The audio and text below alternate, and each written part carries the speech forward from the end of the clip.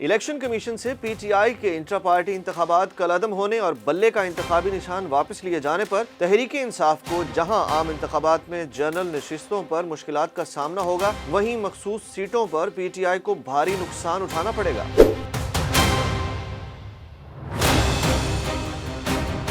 आइन के मुताबिक मखसूस नशिस्तें सिर्फ रजिस्टर्ड पार्टियों और एक इंतखाबी निशान पर लड़ने वाली जमातों को अलॉट की जाती हैं। तहरीक इंसाफ को अदलिया से रिलीफ ना मिला तो उम्मीदवार अलग अलग निशान पर इलेक्शन लड़ेंगे और इस इलेक्शन की बुनियाद पर पीटीआई को सेनेट में कोई नशिस्त नहीं मिलेगी। यूं बल्ले का निशान ना मिलने से पार्टी को सूबाई असम्बलियों समेत ऐवान बाला और ऐवान ज़ेरी में खवातीन और अक़लियतों की 227 मखसूस नशिस्तों पर भी नुकसान होगा।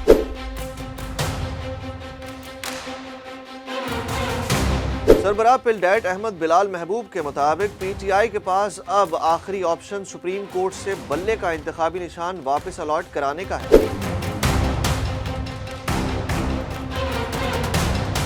आईनी माहिरीन के मुताबिक इंट्रा पार्टी इलेक्शन कलअदम होने के बाद बैरिस्टर गौहर अली खान पीटीआई के चेयरमैन नहीं रहे, मगर बैरिस्टर गौहर का कहना है कि इलेक्शन कमीशन के फैसले के खिलाफ हमारे पास प्लान बी मौजूद है, जबकि तहरीक इंसाफ की जानिब से इस फैसले के खिलाफ पेशावर हाई कोर्ट से रुजू करने का भी फैसला किया गया है।